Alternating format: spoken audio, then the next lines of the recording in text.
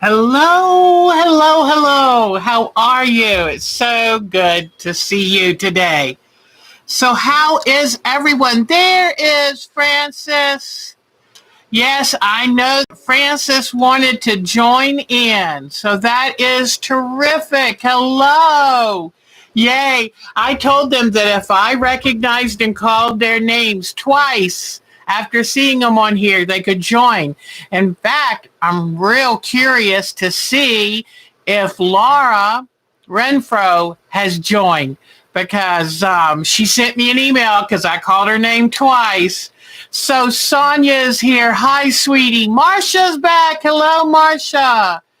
And our dear Susan, what would we do without Susan? Nikki is here. Happy birthday last week. So let's see. Oh, hi, Miss Bonnie. How are you? How's the weather? Have you noticed much of a temperature difference between Illinois and Arkansas? I'm kind of curious, or does it all kind of even out in the wash? So, hello, everybody. It is so good to see you. So, oh, Lafayette, Louisiana. Now, I know it's humid in Lafayette, Louisiana. That's wonderful. My grandmother was Cajun, but she was from the South Carolina area. And I love a dish called Perlo.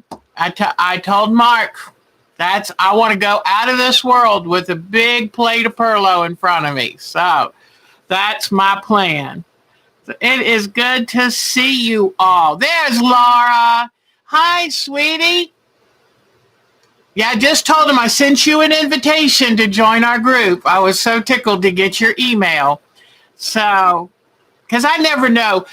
I'm part Cajun. My grandmother, my paternal, on my father's side, my paternal grandmother was named Mary Elizabeth Belot or Belo, and she was from the Charleston, South Carolina area.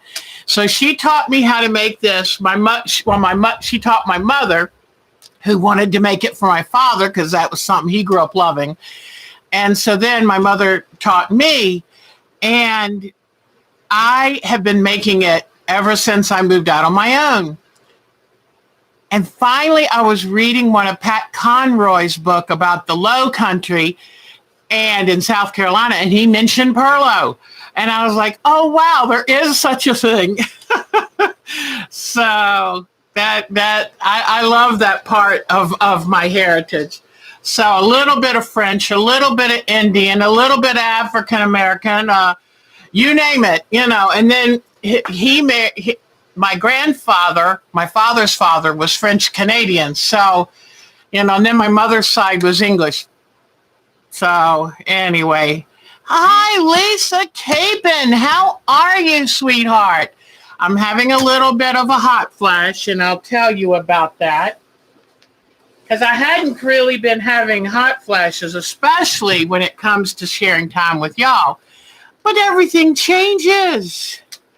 Oh, thank you, Miss Nikki. You are just so sweet. So, the dish Perlo, I can tell you real easy. You take about 12 ounces of bacon and you dice it up. Then you take a great big onion and you dice that up. And you saute that in the pan to bacon and the onion together.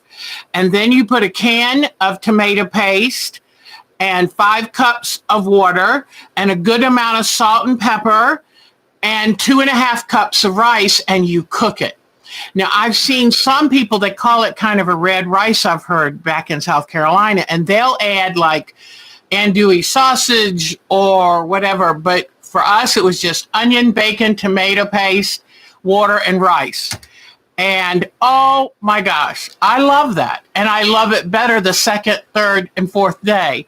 So when Mark goes out of town for his getaway trips, his bike trips to the coast, I'll make up a pan of Perlo, and that's what I eat the whole time he's gone. So, hello. It is so nice to see you. Oh, he's taking a nap. Well, you're staying so busy, girlfriend. I stopped in. I know, isn't Nikki a sweetheart? She is a sweetheart. So that Nikki, she takes after her mom, which is a great thing, huh? But well, I checked into your site one day, Lisa, and you are so busy. You're doing so good. So I'm really proud of you. Well, this week, let me see. I have got my mask to show you with the new soft fuzzy elastic. I can't wait to show you. It works wonders. Mark loves it. And then I'm going to show you some tomatoes from my little pots of tomatoes. And I made a bunch of new necklaces because that's what I seem to do in the evenings now to keep my hands busy. And then we'll talk in a little bit about what to do, how to plan for times when you have to go to a lot of doctor's visits and you may have to recover from surgery. Because I don't know about y'all, but I do better if I can keep my hands busy.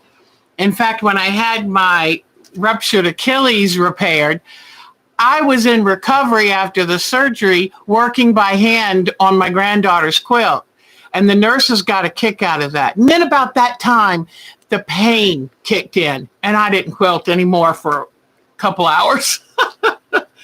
But one of the things I started to talk to y'all about, and there is Alexis. Yay. You're only seeing the intro screen, Sonia? Oh, okay. You found me now. Good. Well, what I was going to tell you is most of you know by now that I had what I still think was a kidney stone 2 weeks ago. And then my doctor wanted me to get an ultrasound done to see if there was any, continuing blockage or whatever. And what they ended up finding is a mass on my kidney. And don't we love hearing stuff like that? But I've done a lot of research. I got the actual file from the radiologist who checked the ultrasound results, and I'm not worried. I do think it's small enough. It's less than 7, is it centimeters or millimeters, which makes it small and early. And my kidney is in normal shape, normal size. So as she told me, even if it is bad news, we can just go in there, nip it out, and done. So I can do that, especially when she said laparoscopically. I want to do that. So anyway, but any of you who've been watching this channel for a while know that along with you, we've been going through all the stresses and the ups and downs of this COVID virus.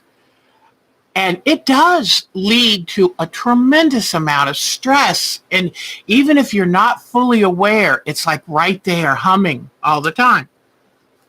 Well, then we had the camper that needed a bunch of stuff done to it. And then we had the very expensive tree that started to fall on our house. And I'm trying to think, then I had a hearing by somebody who shall remain nameless that, anyway, from the blast from the past that hopefully now is done. So it's just been one thing after another. And the problem is I don't feel like I've had that time to take a deep breath and, collect myself. So this past week, and if you watched my Thursday show, I wasn't feeling good and I kind of checked out early, which I normally don't do. So finally on Friday morning, I typed in my symptoms because ever since I had that kidney stone, I've had these symptoms. And I didn't know if my blood sugar was causing it. I didn't know what. So I typed in the symptoms. And the symptoms are nausea, weakness, fatigue, a feeling of shakiness, sweating, loss of appetite, and either heart racing or I thought I was feeling maybe slight palpitations. I typed that into the Google search, and what pops up? Anxiety attack. Well, boy, does that make sense. So I sat there Friday morning and said, Mark, can we talk a little bit? And I told him what I did and what I looked up and what I found. And so we just talked, and I told him about my fears, and that ever since I heard the results about my kidneys, I've been afraid to talk to him too much about my fears because I didn't want to upset him. As women, don't we protect everybody except ourselves? So we started talking, and I told him, okay, these are the silly fears that don't make any sense, that don't fit in with knowledge and science, but you end up with silly fears. So I started talking to him about how I was feeling. And before you knew it, my symptoms started lessening because I've hardly been able to eat. I felt so sick. And it's been really good because I lost some weight and it's a good time to do it. But I was getting scared that something was really wrong because I was feeling so badly. And I had to take my inhaler for my asthma was acting up.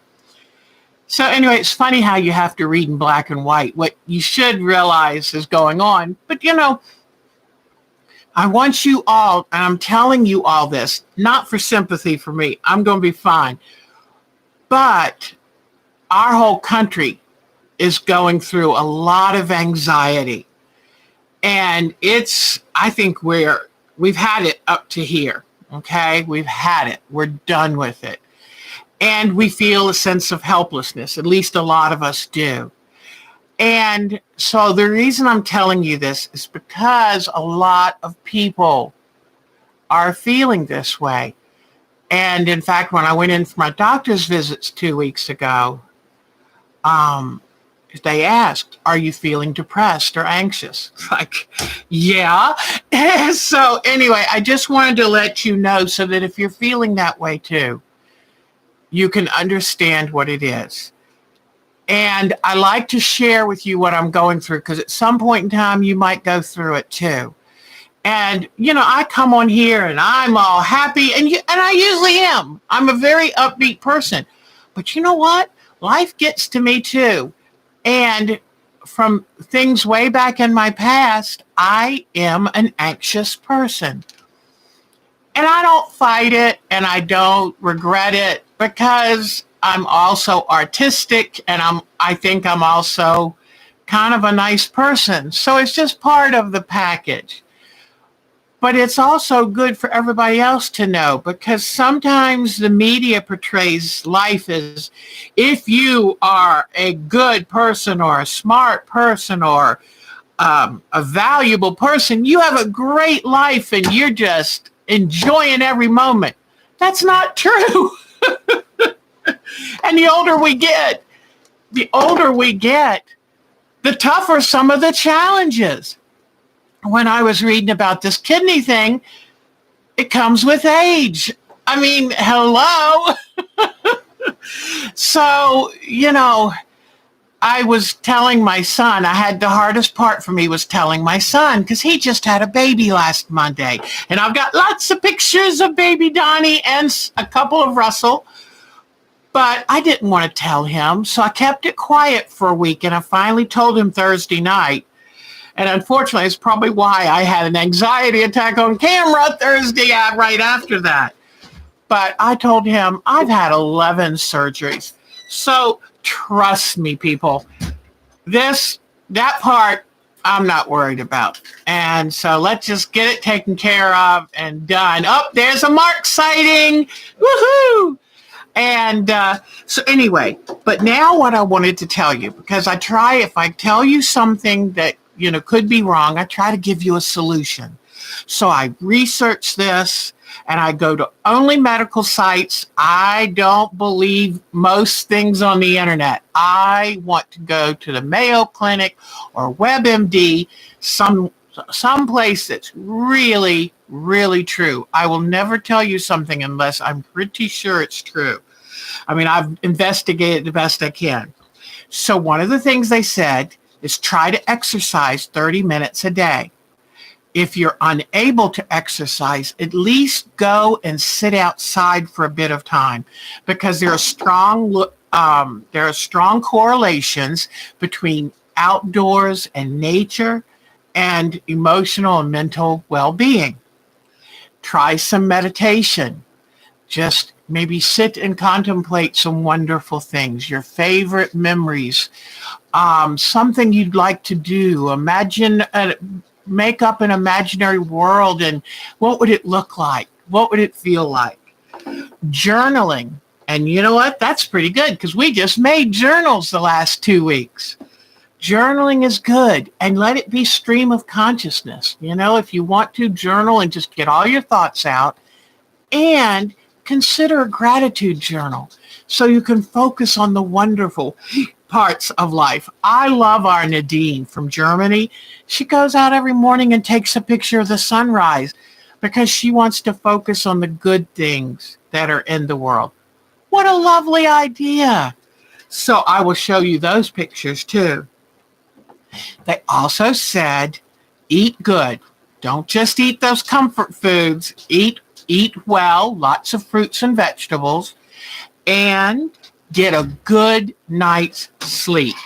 And I've been really spoiling myself, letting myself sleep in as late as I want. Then, because remember, during your sleep is when your whole body and soul and mind and body systems kind of recalculate themselves. That's very, very important. So get good sleep, because it's hard. When you're anxious, you'll have insomnia. You'll have anxious sleep where you wake up a lot. Try to limit any screen time, computers, all that before you go to bed. In fact, I told Mark I want to get set up with a audiobook. So I close my eyes and I just listen to someone reading to me every night. Then you can try to find a therapist or a group or online group where you can just talk about it and how you're feeling. I was shocked that just talking to Mark for 20 minutes changed my entire physicality.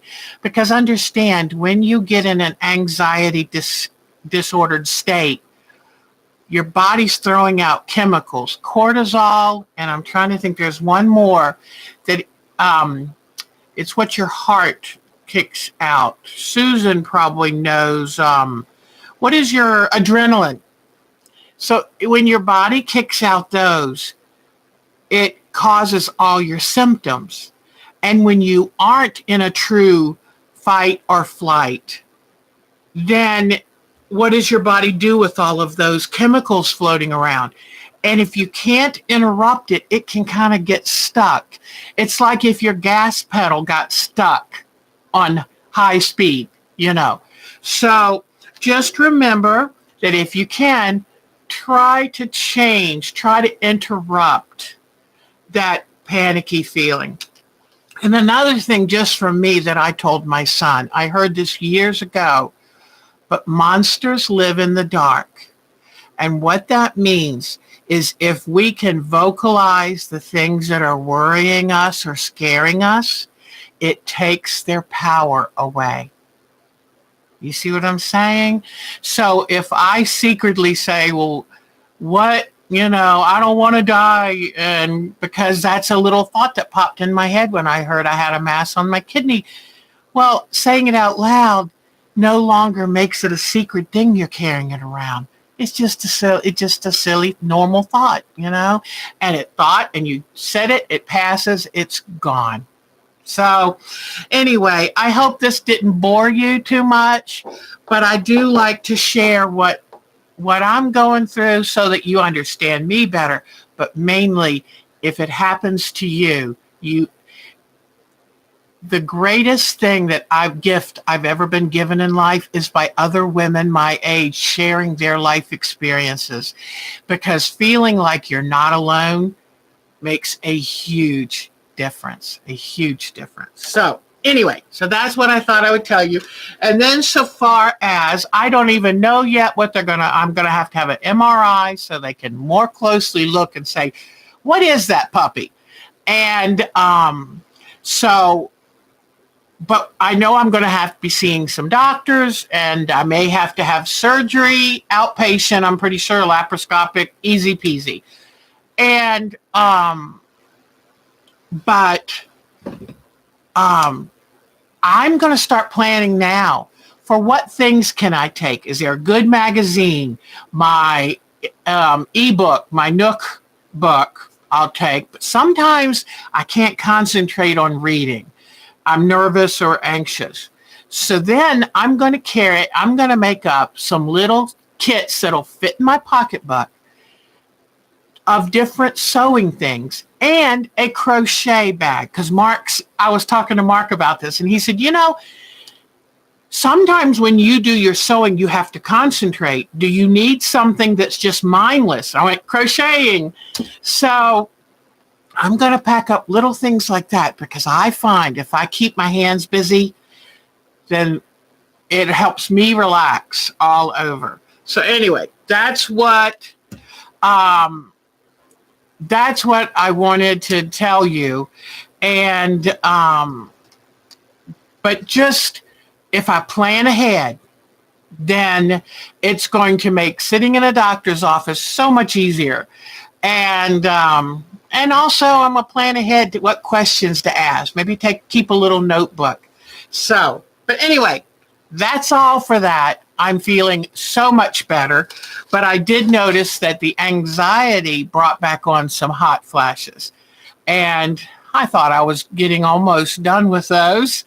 So, but I'm just going to have to I'm not going to fight it. Fighting it doesn't help. I'm just going to take a deep breath and deep breathing. Breathing in as much air and then letting it out slowly. And that's what I'm going to be doing too. So, and there's always medication. If the therapy and talk therapy and all the other things don't work, there are medications to help you. So, but you're not going crazy. You're not alone. And another thing, so many of us have this. So, it doesn't mean you're weak or anything. It is just reality. And whatever way you handle life stress is okay. As long as you feel like you are doing what you can to help yourself. Another thing to remember is living with stress, unabated stress, just constant stress is very bad for your health. So any ways that we can kind of relax it. And I told Mark, one of the things I'd like to do coming up is go for a ride. But I said, I need to do it with you because I want to take my camera and I want to be able to look out the window. And I don't do that very well when I'm driving. So he was like, okay, that makes sense. And just go for a drive and look at the countryside. So anyway, all right. So I hope, is that okay to say that? I hope it wasn't too boring. And you probably all know most of all that. So the first thing I'm going to do is show you the fruits of my labor. I have so much shade. I don't have a garden space. So I plant my tomatoes in pots. When my daughter bought them for me from the nursery, the only big tomato plants they had left were called Celebrity. And so that's why these look funny. And I think they're funny with their little booby bottom on there. So I think they're cute, but they're very tasty. And then I forgot, these are cherry tomatoes. I usually prefer grape, but these are so good. I tell you the truth, a homemade tomato is a thing of beauty. So I just wanted to share these with you. And the snack of the day is watermelon. We bought a seedless watermelon. I cut it up and put it into an airtight bowl, and that way I can eat it every time I want. Then I wanted to show you. Oh, thanks. I've been really lucky. We've had a lot of rain lately, and I fertilized and I used 20-inch pots, brand new soil, and fertilizer and even watering. But here is, I got this fuzzy elastic.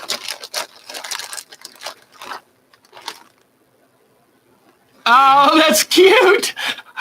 That's cute. Well, I tell you what, My cherry tomato plants are going bonkers, and but I'm eating them like candy now. When I get a bowl of grapes for a snack, I throw in a few tomatoes too.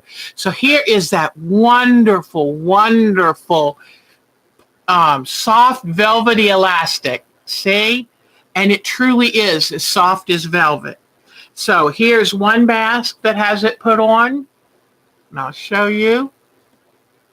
See, it goes behind the ear. And the thing I have noticed is since it gives easier, when you're talking, it helps to keep the mask from going down as quickly. Because you notice people talking and their mask starts to whoop, go down. This soft elastic allows some give and take. So another beautiful thing. Here's another mask. And I just love it. It's just, and it doesn't make your ears poke out funny. And this is my favorite type of mask, and I put a little extra room in because I don't like it when I feel like I can't breathe good. I am claustrophobic. Then here are Mark's little masks, and he loves this, and this is, and he has a smaller face than me. I got this big old head, but anyway, here's his mask, so it's a little smaller. But he said, oh, Deb, this elastic's so much better. So I just thought I'd show you. I got it from Amazon. I got 30 yards for about $11.99 or $12.99. So I'm a huge fan of this stuff. And I said, we went around and gathered up all the masks, and I just sat down and I stitched it on by hand. So that's one of the good things. Hello, Sarah. Sarah is quilting for the soul. Kathy Klein is here. So, yep, that elastic is from Amazon. And go on there and type in soft or fuzzy elastic or softy, real soft elastic. I forget now how I found it. So, but that is so much better. And I saw it in a online like quilt shop, and it was 3 yards for $6.99. I said, I'll take my 30 yards for 11 or 12 any day. So anyway, yeah, we're so glad to see Lisa again. Fantastic. And once I got baby Donnie's quilt done and mailed, I thought, what am I going to do with myself? So in the evenings when I don't feel like sitting at a machine anymore, I'll show you what I've been doing. And you know, a couple weeks ago, more than that, this summer, 2 times I bought some beads on real cheap sale from Joann's. But I've also been finding beads and broken necklaces and stuff I always have held on to, thinking one day I'm going to fix it and wear it. And because I love wearing necklaces when I'm here with you guys. So let me show you what I've got. This one came on a string of beads called Hildy Joe's from Joann Fabrics. And it was like this big hunk of beads that, and I put one of those leaf things on it. And I'm going to put this on right now. Let me show you. I've got this on right now. And since, you know, I'm going to hang it behind me too, because that way you can see it. But these beads were kind of small. So on this one, I had to use, it's not elastic. Normally, with my arthritis, I now like putting them on elastic string. And I will show you 2 of the kinds of elastic I have. One is this cording. See the stretch? And I got these from Amazon. Since I don't go shopping now, I get everything from Amazon. Another one is this clear, and it's got good stretch to it. And the one thing you'll notice about this kind of cording, though, I've had it before, and it will break down with body oils and sweat over time. It will break down. Where this one, I have a feeling, since it is wrapped, or it has polyester around the elastic center, this one will probably last longer. But it's thicker. So you can see Whoops, let me see if you can. I don't know if it's going to show, but see how the black one is thicker. So when I need something thinner, now if I need something thinner than that, then I'll go with one of these, like, oh gosh, is this like 24 gauge or something wire? But I don't like the wire because I do like elastic necklaces. Okay. So now I made this one. And this one, this is when I'm in my bling mode. I just saw these from Joann and thought, oh, they're pretty. And I made a bracelet to go with it. And I don't know if I showed you these last week. Some of them I might have, and I apologize. This is so if I'm wearing something and it's multicolored, I got that.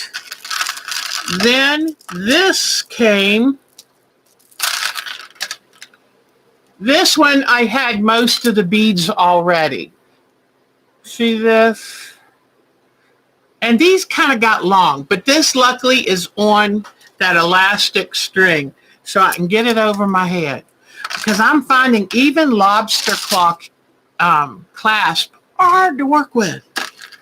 This one was a couple strands of these that were on sale in a big hank, and I put the ones like beads together. These were so narrow I had to use wire, so I went ahead and put a lobster clasp, but it will fit over my head, so that's good news. Here was a necklace I had that broke, and I kind of like the colors. It's good for a deep color blouse, and I wanted to put it on elastic, that black elastic. So I put in bigger silver beads. They had tiny little ones, but they wouldn't fit on the black elastic where the rest would. So by putting on the bigger silver beads, I was able to make a bracelet. And so now I have both of those together. And then this was another 2 strands. This is supposed to be real turquoise beads, but they were very inexpensive. So I always save my eyeglass strands when they break. I save the beads. So these little green chips came from some old eyeglass strands that I got at the dollar store. But I think they kind of break up. They break up the turquoise in a nice way. So thought I would show you that. And what fun that is for me. So I sit in the evening watching TV and just putz around with that. And it keeps my hands busy, makes me happy. All right. Oh, and here are some of the beads that I saved from these eyeglass chains. So I have got, let me see. I have got these blue beads, and so I thought I would use these little blue chips in between these beads when I make that necklace. So I just kind of go and see what I can find to work on, and it keeps me busy and distracted. And sometimes we need to be distracted. All right. Thank you. So this week, I started on the art quilt Thursday, and I'm very excited. I'm doing, let me grab it. Hold on one second.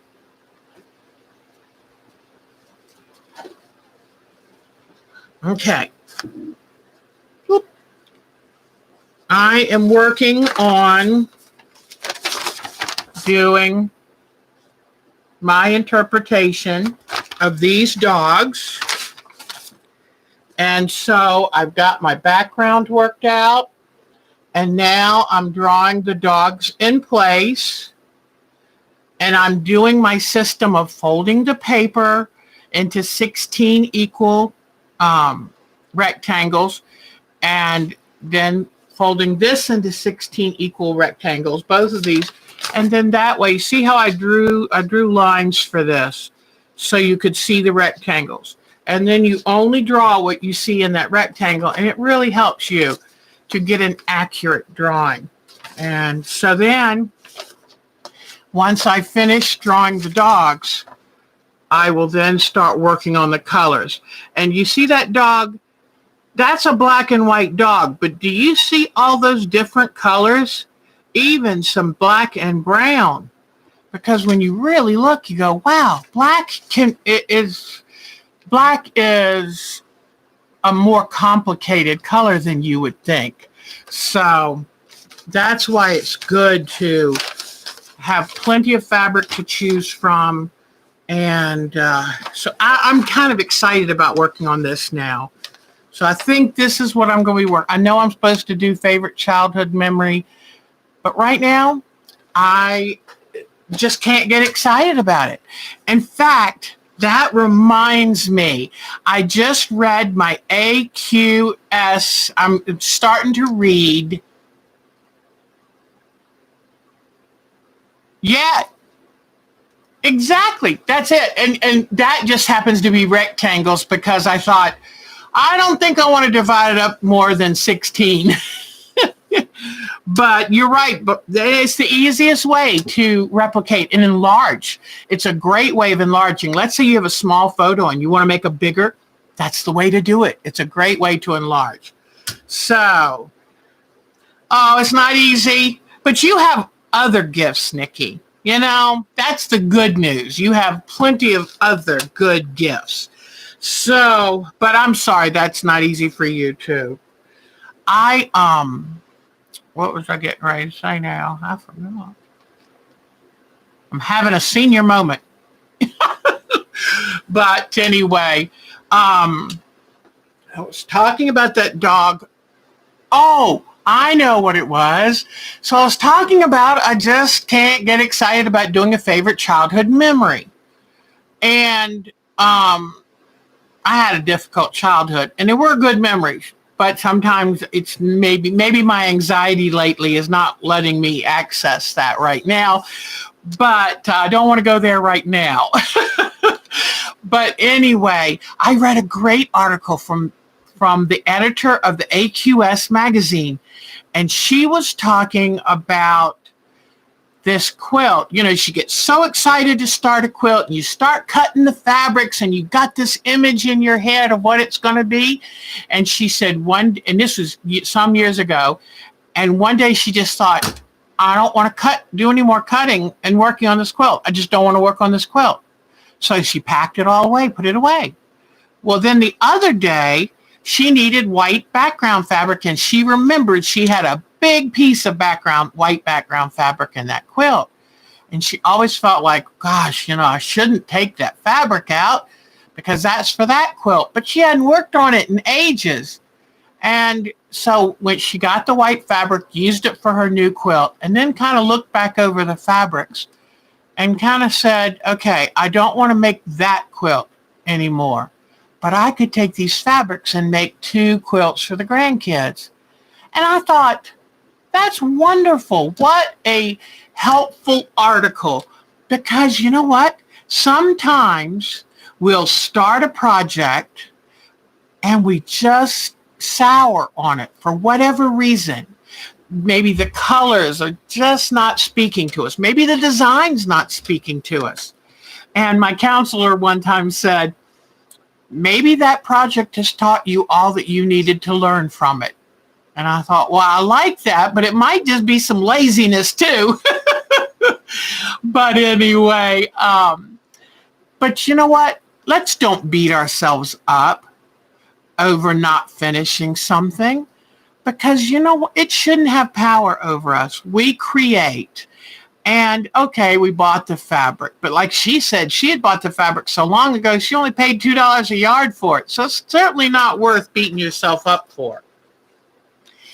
And everybody, every artist, every person buys certain things they think they're going to do, and then they change their mind. And we're able to do that. So don't stress yourself. Don't look at your UFOs as failings. And I love what she said. When she looked at it again, she thought, I'm not going to make what I was going to make. I'm now going to turn around and do something totally different. And she got excited about it. So I thought that was a fabulous article that editor wrote, and I wanted to thank her, although I forgot her name. But but if you get to AQS, if you subscribe to that group, look in this month, the Current magazine. It is a great article, and every one of us needs to remember that. And it's just like I used to plant so many things back when I could have a garden 20 years ago. Every spring, I'd have all this pent up excitement and energy. And I would plant every vegetable known to man, even things I knew I didn't like. And then, of course, by the time the hot weather came in, I no longer was so anxious to get out there and take care of it. And I kind of had to one day look and say, okay, so maybe I wasted $25 worth of seed. Is that really that big of a deal? Because number one, it got me out and physically busy early in the season. I got to close this window. Hold on a second. Close this shade here. Hold on just a second. That sun's a wee bit bright for me. Okay. So for that $25, I got out in the spring. I had a happy heart. I loved ordering the seed. That was, and the dreams I had, the pictures, I would cut out the pictures and keep a record of everything. That gave me a lot of joy for $25. I got good exercise getting out there and working the soil and planting those seeds. And so if I didn't follow through, I said, don't worry about it. Because the stuff I did follow through with, I got more than my money back on. So sometimes in life, that's just what we do. And it's okay. Yeah, making jewelry makes you feel rich. It does. It's like, I've got a necklace from what was just a bunch of beads. I get so excited. So anyway, the main thing is do what you love. Do what keeps you excited about life. If it turns out you just don't like it, then you know what? Put it all in the scrap box and wait and use it for something else. Pass it on to somebody you know would like to sew it. In fact, one thing I used to do, I used to give trunk shows, and I would always take one of my floppies, which is just a quilt that hasn't been quilted, or maybe a kit that was partially put together. And as I was showing almost all of my quilts that I brought for display, I would say, I don't like this quilt, but does anyone else like it? And hands would rise up. And I would donate. I would just give that quilt to somebody in the audience. And I did it every time I did a trunk show. And it was nice because it took that pressure off of me. And it gave them something they liked to finish up. So, that's what life can do for you. So anyway, okay, now, I'm going to show you, I thought, what can I show you today? The name of my stream said, what new project am I going to work on? But I'm not sure I want to start a new project. I saw something upstairs, but I'll talk to you about that in a moment. This is, I'll give you a little background history of this. Let me pull this back down. Okay. When I was working on Donnie's quilt, I misread the instructions, and my red fabric that I should have cut like 7-inch squares to make a bunch of half square triangles, I thought I had enough of those cut out, so I cut the rest in 2.5-inch strips that'd be ready for binding. Then I realized, oops, I didn't have enough pinwheels. So what I did is I thought I had a vague memory of somebody taking 2.5-inch strips and turning them into 2.5-inch half square triangles. So it saved me. It saved me. So now I'm going to show you how I did that. Okay. So I'm using this pink fabric. Okay. I'm using this pink fabric. I've got a little cutting board so I don't cut my ironing station. And what I've done is I've taken a 2.5-inch strip of pink, and 2.5-inch strips of white. Okay, I've made this into a sandwich, and you press all your seams to the dark. Okay, so now I've got it laying on the cutting mat. What you're going to do is start at one end or another. And I am left-handed, so I apologize if it looks odd to you, but I'm taking a ruler, this OmniGrid ruler, and it has a 45-inch diagonal line. You see the 45 degrees, 45-degree diagonal line. What I want to do is I want to cut diagonal squares.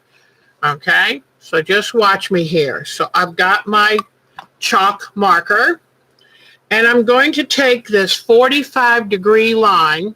See it right here? In fact, let me mark it so it's a little bit more visible for you guys.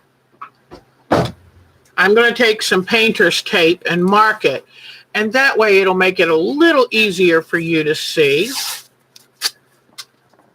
Also, I'll turn on that lamp.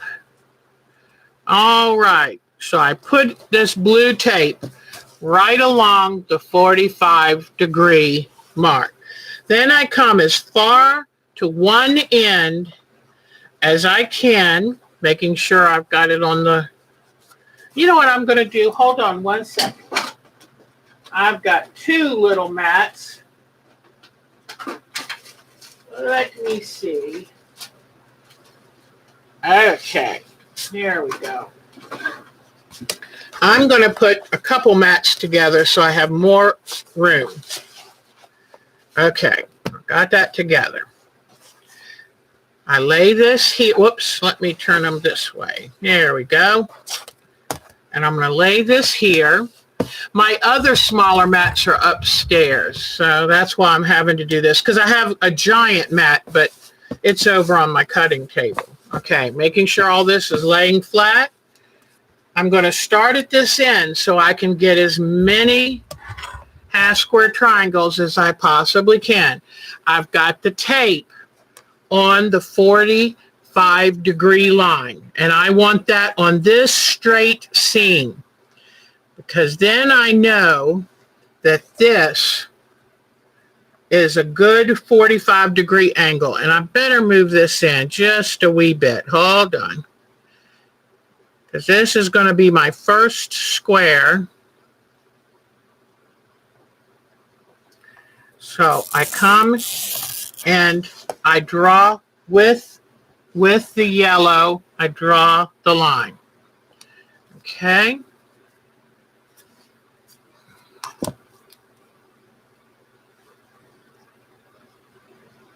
Now hold on, I'm having a senior moment.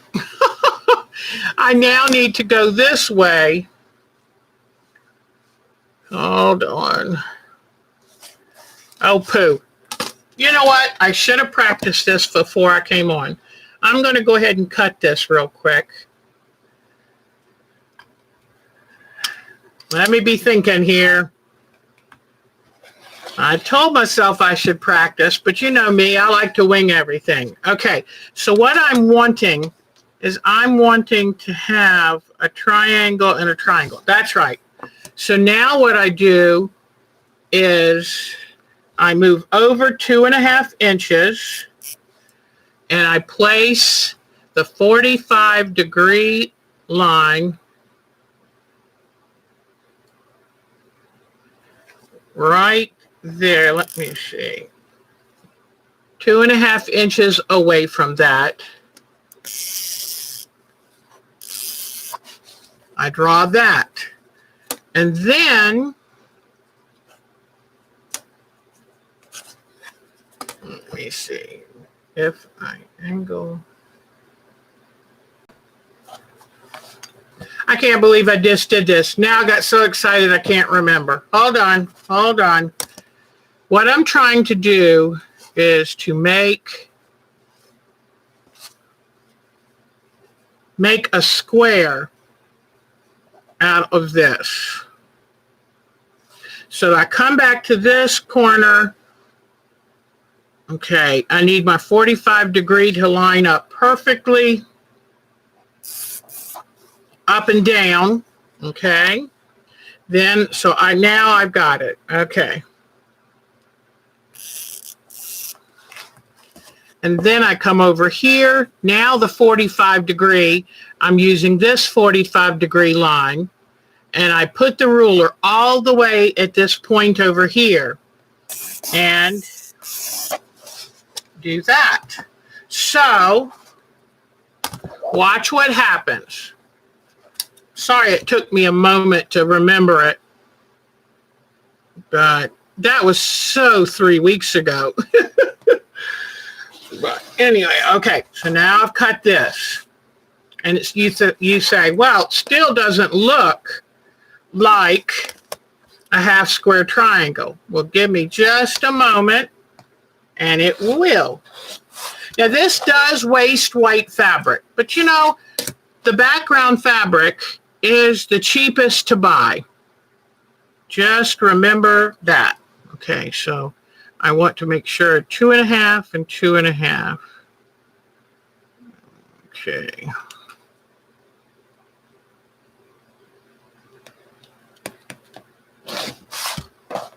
Here is your 2.5 inch square. Actually, I think it's a little bit wide, so let me put that right there.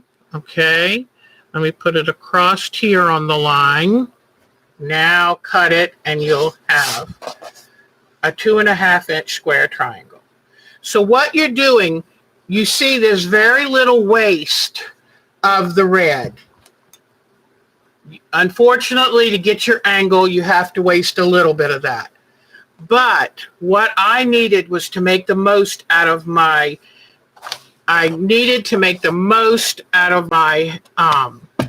red fabric to get as many half square triangles as I could. Now here, I'm going to put this back on the 45 degree line along that pink, and then I'm going to move it up to where it meets the 2.5 inch square mark. And you see what I'm doing is I'm going one way on it for one block. Like the next cut, I'll make this way. So do you see what I have right here? And then all I do with this one is put it on the 2.5 inch mark. Let me get it just right. Whoops, let me, it's always best to square it against some strong lines. It's always best. So I've got it on the 2.5, 2.5, then on here. That way you know you get a square, a truly square block. So now I've got 2.5 square triangles. But you know, the reason I'm telling you this is because sometimes you might want to make pinwheels and all you've got is a jelly roll. Well, how do you take that 2.5 inch strip and turn it into half square triangles?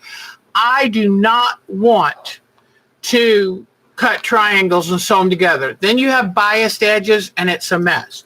So now this part sticks out. So I know that I come up here and I put the blue line along here and go, let me see. How do I do this to make sure it's really 2.5? Yeah, this way. I go and I know this is already 45 degrees. I put it on 2.5 inches there.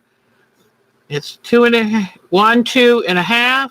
It's in line with this. Now I cut it this way. So you're just zigzagging back and forth, back and forth. Okay, and while I'm right here, let me go ahead and cut this because now I know that, hold on, let me get it figured out here. Hold on. Yeah, this way. Okay, so let me see. 2.5. I'm going to mark it first. So it's on the 2.5, so I'll mark it this way and then take this ruler again, cut the line, take my rotary cutter, cut the line. I think I can get maybe one more, I don't know. And then put this 2.5 and on the line here. And there. So now you can see how, without having to cut triangles and get a bunch of stretchy sides, there you go. And let's see. Oh, this one I have to cut too. Hold on. Line it up really good. This is where sometimes I get too impatient, but squaring it up is so important. All right, now let's see. Am I going to be able? I can go ahead and put it on the 2.5 inch. This line is not fully square, so let me get it up here. Let me square up this. All right, now if I know I have a 40-inch, 45-degree thing, let's see.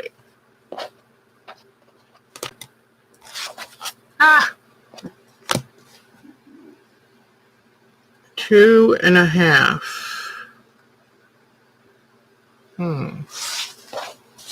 Let me see.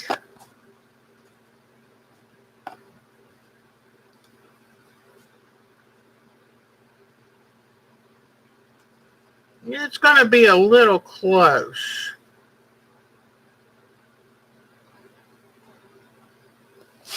It's going to be a little close, but I wanted to show you. It falls in the seam allowance. So let's say I was really desperate. Well, the little bit that it's short kind of falls in the seam allowance. So, yes, there's waste in the white fabric, but the red fabric, which is what I needed to protect, that's all the waste for the red. The rest is just white. And I had plenty of white. I didn't have enough red. And I ended up getting, out of that small piece, 1, 2, 3, 4, 5. So it's, to me, this is much easier than cutting a whole bunch of triangles. Okie dokie. I hope you understand that. Oh, and Annette asked me if I could make a video of how to sew binding on a quilt while it's on the long arm frame. I have been trying to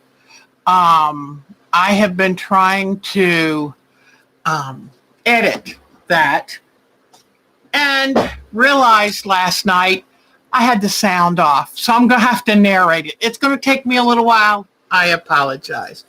But I totally forgot to turn the sound on. But at that time, I was so anxious to get Donnie's quilt ready because he was born last Monday, August 17th, and we're so excited he's here. I'm going to turn the lights down so we can see some photos. Let me just see real quick.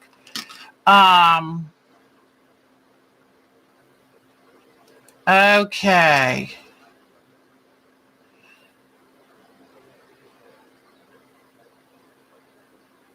All righty, let's see.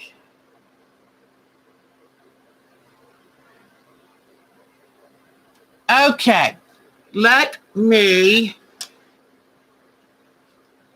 I'm going to turn the lights down and let's see the photos you've sent. Wait till you see Nadine's sunsets. They're amazing. I'll be right back. Hold on just a second.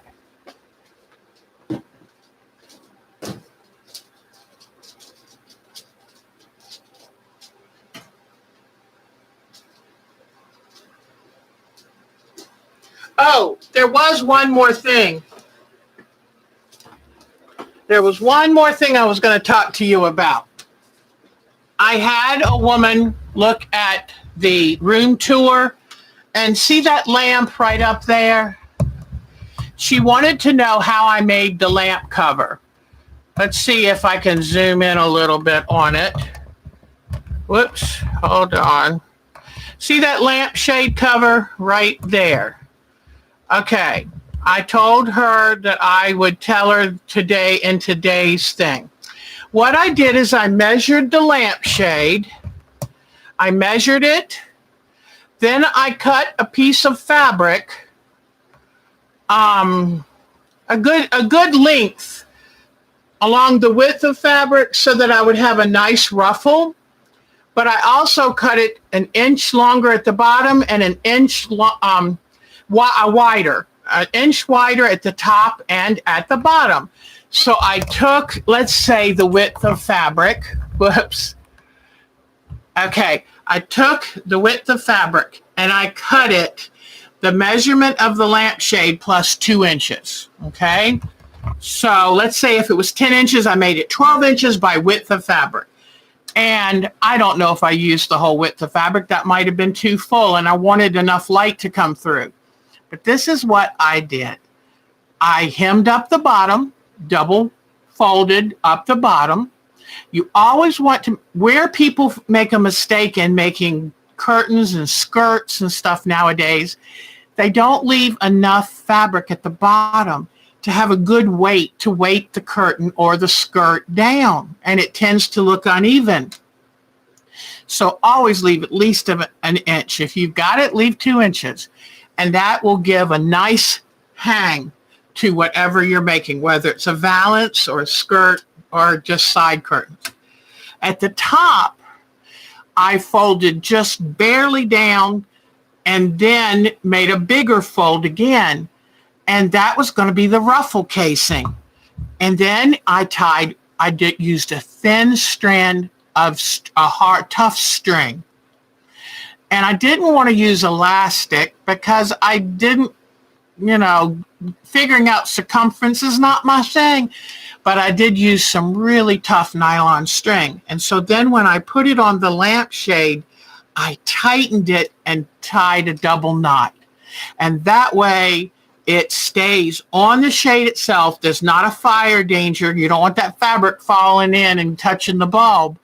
And that's how I was able to make. And that way it was really simple. Just a rectangle, a casing to tie a rope inside of it. I mean, a little, like a thin nylon string, and tied it real tight on the shade. And it's easy to take off and wash or shake out dust. So I just wanted to let that lady know who asked me when she looked at my sewing room tour. She said, how did you make that lamp cover? So it's real easy. You could do it with elastic if you felt like you got the circumference right.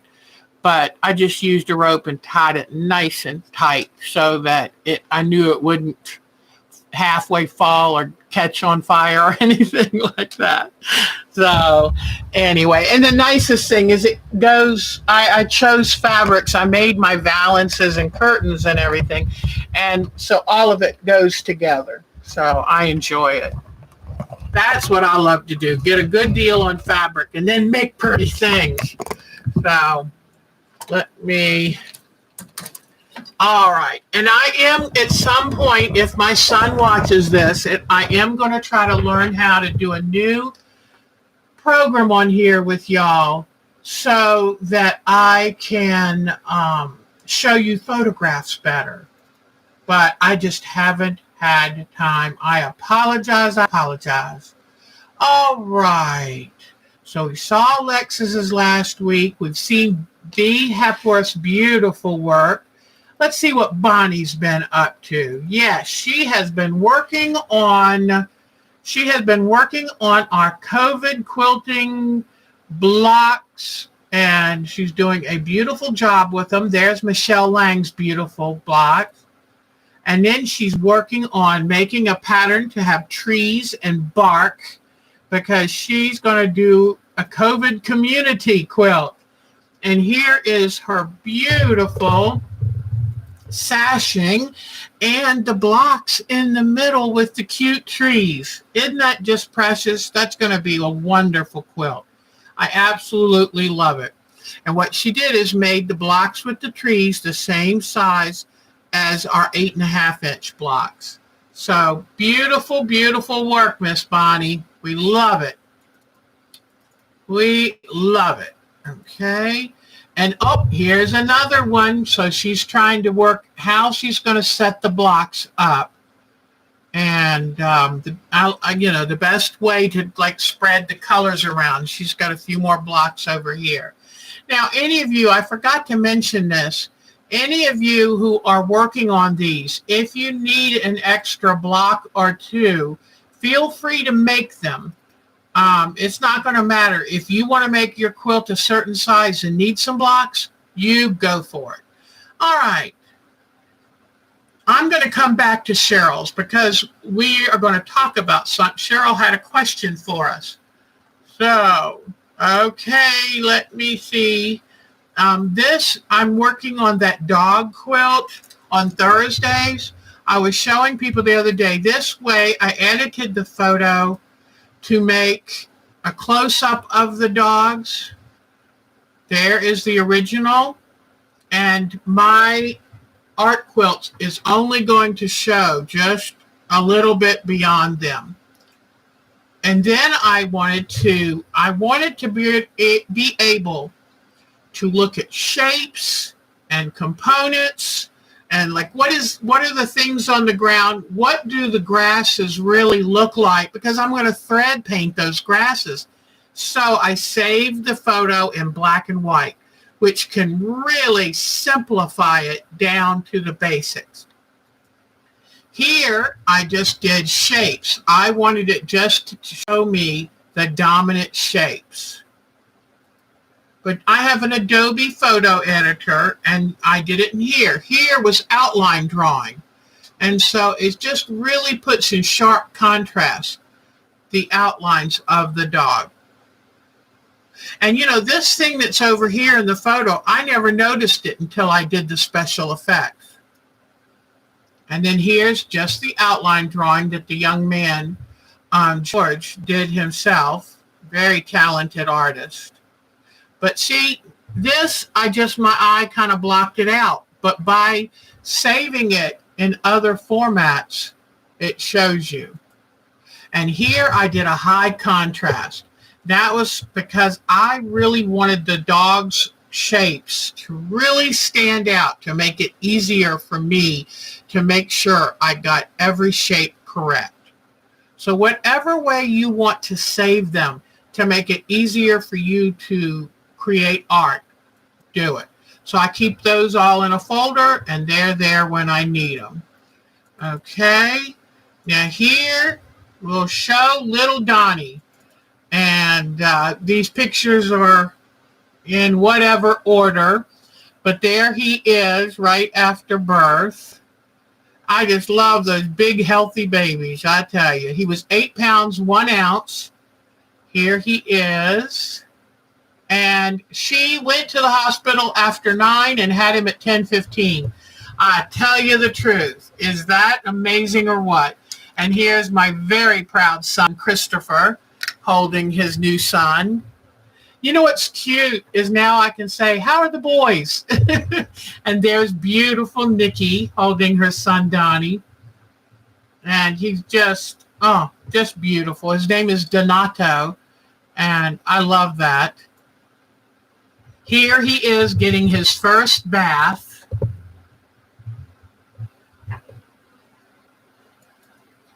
And there he is all wrapped up and sleeping. He's so cute. I can't wait to hold him. There's Daddy holding him again.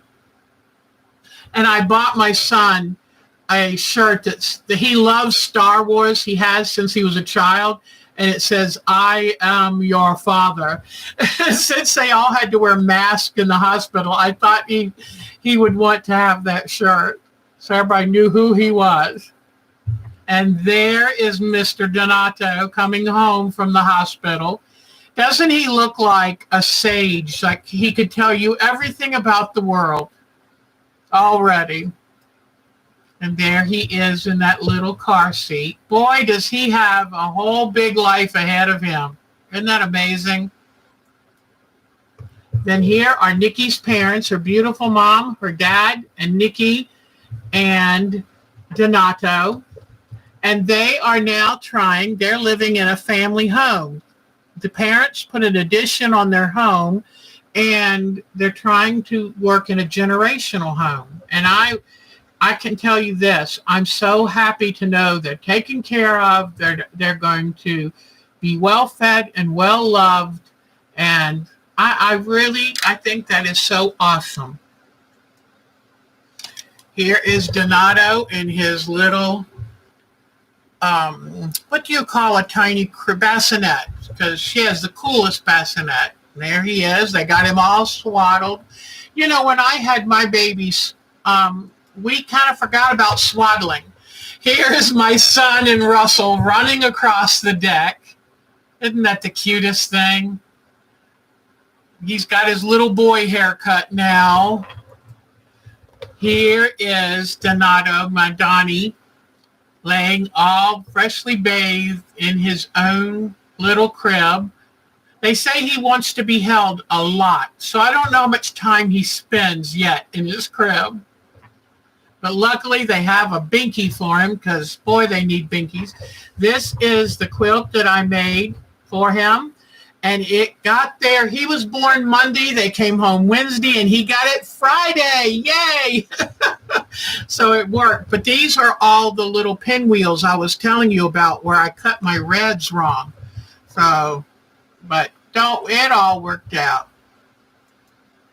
There's a little Russell, big brother, who's not sure about this. Christopher says every once in a while he'll look over at the new baby and frown. So I have a feeling he's not too sure. Because, see, he's only 16 or 17 months old.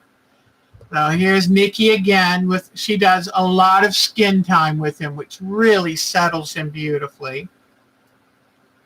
And here is Russell at the same age and Donato, and they do look a lot alike, although I think that his nose is a little smaller, his eyes are a little different. I think he has got, I can see little parts of my son and Nikki in him. So, okay, now go back to photos.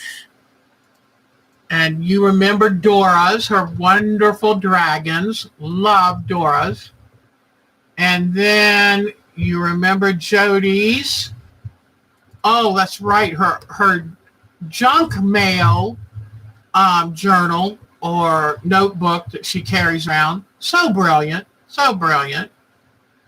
And this is her favorite childhood memory, peekaboo, or of course she peeked. I think that was smart.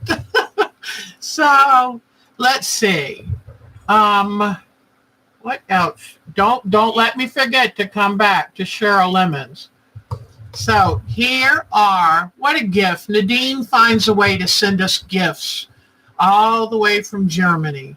But these are sunsets that she herself films to remind herself of good things and that tomorrow always comes. No matter the worry, tomorrow always comes. Look at this. That is gorgeous. I'm wondering what these little things are out in there. Are they channel markers or something? Just beautiful. But isn't that gorgeous? I love that she takes time to enjoy beautiful things. I love that. Okay, and finally this one. Isn't that beautiful? I tell you what, I have fallen in love with Germany because of her photos. It's just a beautiful, beautiful place. And I'm so glad she shares it with us. All right. Oh, I know who I skipped over again. Don't let me forget Miss Diana's. She usually sends so many pictures, I had divided them up, but what it does is it makes me think her folders doesn't have anything in it. I just wanted to show these again because they look so good. And while I'm trying to lose weight, I'm not going to be eating any, but I can enjoy her stuff. Look at her homemade pizza. Okay, then let's look at her quilting. I'm saving her pool to last because, boy, is that refreshing. Okay. She's working on the John Wayne quilt for her husband. Her quilting is amazing. If you are looking for a good quilter for your special quilt, Miss Diana Wright is the one. She is so talented. And look at this. Isn't that gorgeous? Oh, so she works on Quilts of Valor too. So she has one row here done with the stars and bars, and then this beautiful piece. So she does a lot of work. And then she worked on her Rubik's Cube quilt, and I love the border she chose, Effervescent by Robert Kaufman border, and I think that her colors and her placements are outstanding. I love that she did a black background in the block to really make the colors pop. Isn't this beautiful? And there's another quilt she was working on, and I believe that is an Edita Sitar.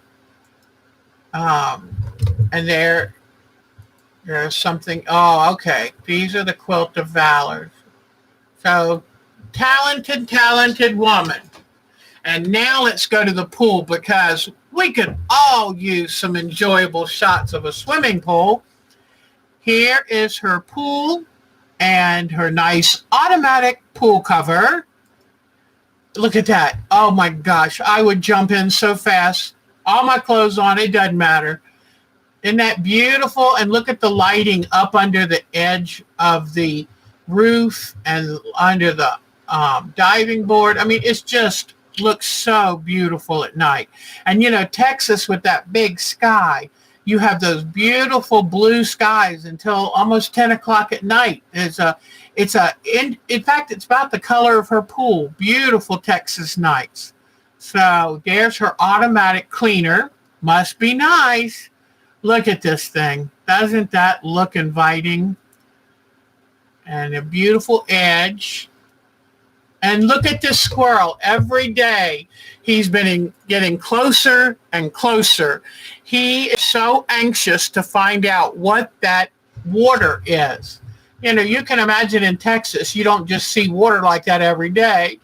But that is so cute. I think she might have to put a little float in there so if he accidentally jumps in, he can float until somebody can help him get out. But isn't that precious? Okay. Let's see. Are there any more? That might be it. Yep, that's it for Diana. Thank you, Diana, for sending all these photos. We love them. I've got some from Sarah, Quilting for the Soul. And this is her wonderful grandson, Dominic, working very hard on his schoolwork. And I forgot now the name of the dog, but she got the dog for the grandson, and they're only a couple months apart in age. And you can tell that puppy loves that grandson. Okay. Then here is the back of a beautiful quilt. Oh, this is her grandson, Zane. He lives in Australia. Beautiful boy. And isn't this cute? Dominic's birthday cake. So cute. That's a happy boy getting all that. Oh, look at the dog yawning. I think the dog's name is Nico or Kiko or something. I'm so sorry, Sarah, that you'll be able to tell him. And then look at this beautiful, she's hand making this cathedral window block. Beautiful. And there's Dominic again, 5 years old. Oh, and look at this. She finished her parasol ladies quilt. And that is beautiful. I love I would call that a Baptist fan quilting. Just beautiful. Way to go, Sarah. And the last one of Mr. Dominic. And I'm so glad she has got him set up with a nice desk, a nice work environment. That's wonderful. So thank you so much, Sarah, for sending us those. Now let me see. We've got Sonia. Yep, we always love her curved log cabin. Beautiful job. And Liz, let me go back to Miss Cheryl's. And she wanted to show us she now has 3 blocks done of this fantastic quilt. I love this thing. So see all 3 blocks? I love it. It reminds me of a colonial style, but done with a modern freshness. Really, really beautiful. And her fabric choices are amazing. I mean, I just love this. So creative. And I love all the animals in it too. So beautiful work, Miss Cheryl. And here is her Mini Moons quilt. Love the colors. Loved how she used the teal to give a sparkle to the different blues. Her big new apartment she just moved into and is getting set up. Nice kitchen. Look how long this apartment is. It's amazing. Which brings me to this quilt. Miss Cheryl, and I hope she won't mind if I ask y'all to help me. Right now it's a flimsy, and she has someone interested in possibly buying it. So she wants to know, how does she price this? So I wanted to show hers last because then I thought we could go in and discuss the rest of it. So that is the quilt right there. We'll get Miss Cheryl to tell us what size it is. And let's see if we can help her figure that out. Okay, thank you for your photos.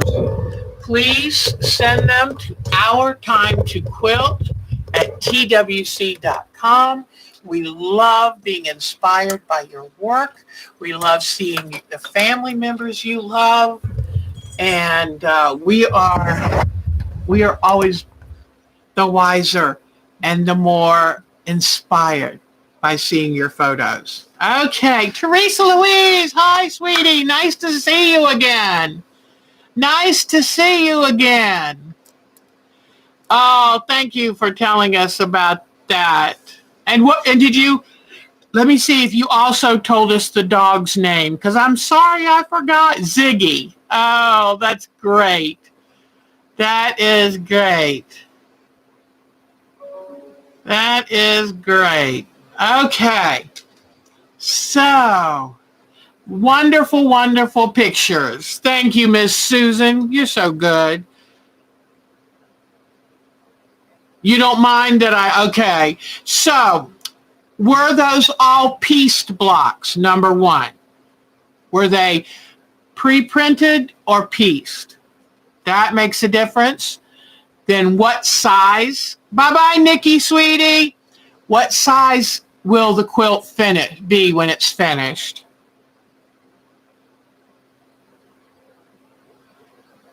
And are you going to quilt it, or is she going to buy the flimsy, which is a top that's not been quilted?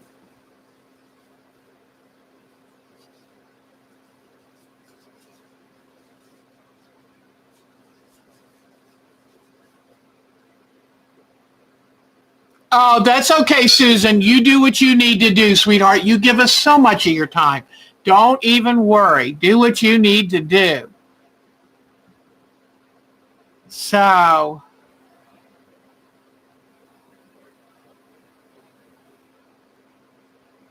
it is so good to see you back, Teresa Louise. Okay. Oh, you're going. We were going to help answer your quilt question. And the questions are, what size is it? And is it all pieced? Pieced and applique. That's important. Okay. And what size is it going to be? And are you going to finish quilting and binding it when you sell it?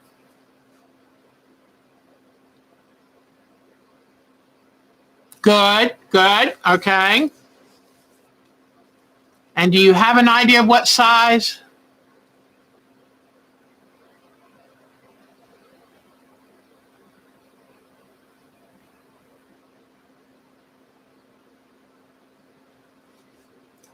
And if y'all have ideas that you can tell her of what price you think, please step up and share what your opinions are, because that all helps. That matters. So,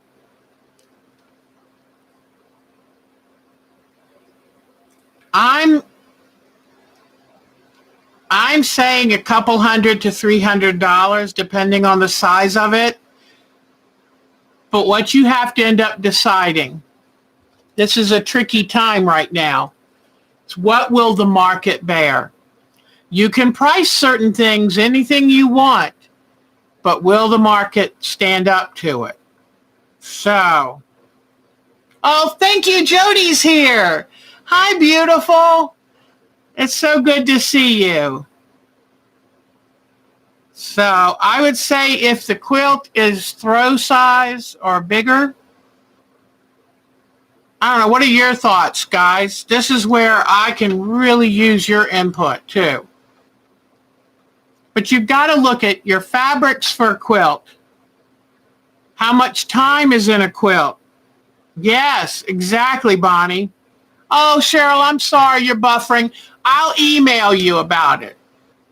But if anybody wants to share your input, but I kind of go with any more a throw size quilt is $100 plus in materials.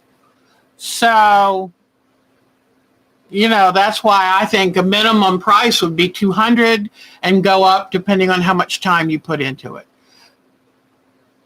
Oh my gosh. Oh, honey, that one is, I would say $300 and above if they can pay it. Depends on how bad you want to sell it and what they're willing to pay. But for that size, I would say minimum $300. I really would. So, and you can go up from there. It just depends. So, but that's the hardest thing is pricing a quilt because nobody wants to really pay what these things are worth.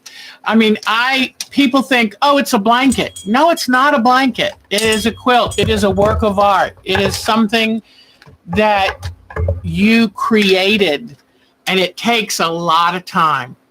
And so you don't want to undervalue yourself, but at the same time, if you want to sell it, you kind of got to. So one good way that I start when I talk about a quilt and what it's worth is talk about the money you have put into it and a good number of hours about how much time you have spent. And, Bonnie, there you go, Bonnie, $500 for that size.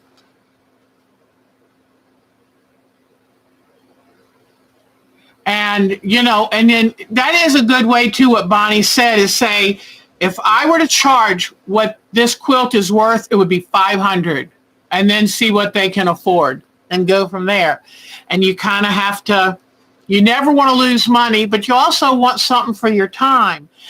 I used to do alterations and make dresses, and I realized I was lucky if I got 50 cents an hour. And that's when I stopped doing it. It was not worth my time.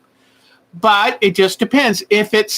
You might not value your time as highly if it's a way, as long as you are making a little profit and your time is what you decide, then you can. But that I think $300 to $500 is a good range, and then it depends on if you want to sell it and if they can afford it.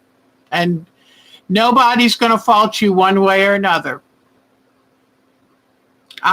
She's a collector. So if she knows quality, hopefully she'll understand. And it's always kind of good if you're wanting to sell a quilt to do a little write-up on it. Talk about the fabrics, how many yards, how much the batting is worth, how much the fabric itself is worth, the backing. Then figure up your number of hours. And that way you have something to say, this is why it's priced this way. And then you be the one that decides what you're willing to take. Yes, that is a big, big quilt. And, if people want a blanket, go to Sears. But if you want a work of art, buy one from a quilter.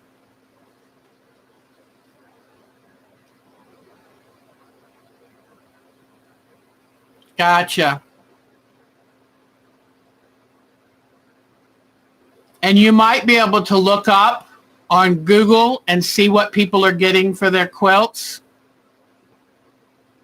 I know that I have been to quilt sales where the Amish charge $750 or $1,000, but that's a hand quilted, and it's got the folklore of being made by an Amish person.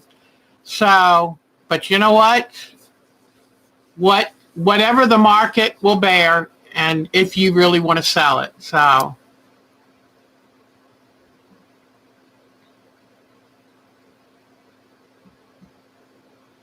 yes, good job, Laura. Good job. One of my art quilts are more expensive compared to the size because they're so intensely done. The materials and the time in thread painting is heavy, and so art quilts are a little bit different than traditional. And but I would check it all. But just make sure people know these are not blankets.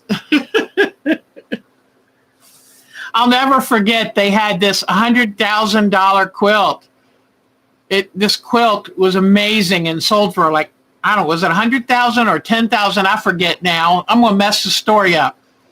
But I think it was Al Roker said, that much for a blanket? Thank goodness he wasn't surrounded by quilters. We'd have all pricked him with one of our sewing needles. All right, guys. Well, if you think y'all are done, if you don't, you have any questions for me, and I think I'm going to go and enjoy the afternoon with my sweetie pie. I'm hoping he's done with his outside work, and I can go visit with him.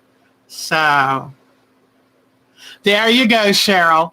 You know, it's a hard thing to decide, because if you can stay home, sew something, and make $100 profit, well, that's pretty good.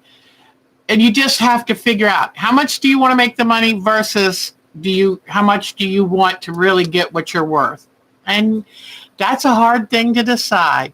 Sonia, thank you. It was so good to see you.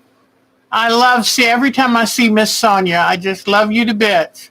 So, Marsha, I hope your sewing machine, I hope you're getting used to it and it's working. And Miss Bonnie, she is blazing. She is using her newfound hours very wisely. So I'm really, really tickled. And Bonnie, aren't you glad you retired when you did? I would not want to be on a college campus now. Wake Forest, right down the street from us, is opening. I don't understand. University of North Carolina said, that's it, we call it quits. Notre Dame said, that's it, we call it quits. We're doing it online. But I told Mark, now we're going to be in more danger, because anywhere he goes to grocery shop or to pick up a pizza, it's going to be frequented by college kids who don't realize they can be super spreaders. So, thank you so much, everybody. Oh, yeah, Bonnie. I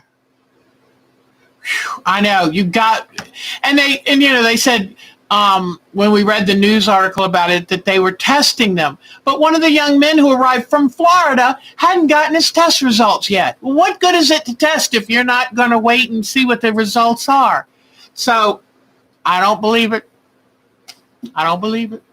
But I hope for the best. But I think they're taking a big chance. Oh, you retired too, Laura. Well, we're so glad. I hope you got your invitation. We're so glad you can come join us now. We can play and have fun.